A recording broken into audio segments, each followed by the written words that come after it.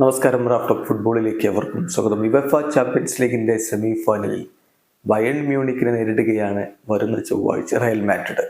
അതിന് മുന്നോടിയായിട്ട് ലാലിഗയിലെ അവരുടെ മത്സരം ഇപ്പോൾ വിജയിച്ച് കയറിയിരിക്കുന്നു. ഏകപക്ഷീയമായ ഒരു ഗോളിന് റയൽ സോസിഡാഡിനെ അവർ പരാജയപ്പെടുത്തുമ്പോൾ ടർക്കിഷ് യുവതാരം ആർദ ഗ്യൂളറാണ് അവരുടെ വിജയ ഗോൾ കണ്ടെത്തിയിരിക്കുന്നത്.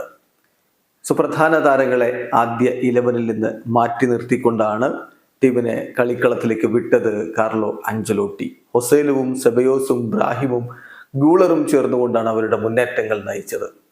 കളിയുടെ 29-ാമത്തെ മിനിറ്റിലാണ് കർവാഹലിന്റെ അസിസ്റ്റിൽ നിന്ന് ആർദ ഗൂളറുടെ ഗോൾ പിറക്കുന്നത്. പിന്നാലെ ടെക്കഫുസ കുബോയിലൂടെ ഒരു ഗോൾ, ആ ഗോൾ മടക്കി റയൽ സോസിഡാഡെങ്കിലും വാർ ചെക്ക് ചെയ്ത ശേഷം അത് ഡിസലൗ ചെയ്യുകയായിരുന്നു. ഏതായാലും ആദ്യ പകുതി അവസാനിക്കുമ്പോഴേ സ്കോർ ലൈൻ 1-0 പിന്നെ അതേ സ്കോർ ലൈനിൽ തന്നെ മത്സരം അവസാനിച്ചു. ഇതിൽ റയൽ മാഡ്രിഡിന് പോസിറ്റീവായിട്ടുള്ള ചില കാര്യങ്ങളുണ്ട്. അതായത് അവരുടെ എദർ മിലിറ്റാവോ ഫുൾ ടൈം കളിച്ചു എന്നുള്ളത് വളരെ പോസിറ്റീവായിട്ട് തന്നെയാണ് കോച്ച് കാണുന്നത്. അതുപോലെ ആർദ ഗൂളറുടെ ഗോള് എല്ലാം ചേരുമ്പോൾ അവർക്ക് ഹാപ്പിയാണ്.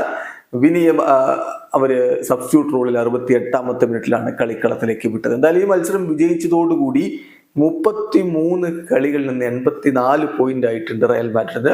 FC ബാഴ്സലോണക്ക് 32 കളികളിൽ നിന്ന് 70 പോയിന്റാണ്. അവരിപ്പോൾ 2-ാം സ്ഥാനത്താണ്. റയൽ കിരീടത്തോട് അടുക്കുന്നു എന്നർത്ഥം. വീഡിയോ അവസാനിക്കുന്നു. ഫുട്ബോൾ ലോകത്തെ കൂടുതൽ വിശേഷങ്ങളുമായി റാഫ്റ്റോക്സിൽ എത്താം.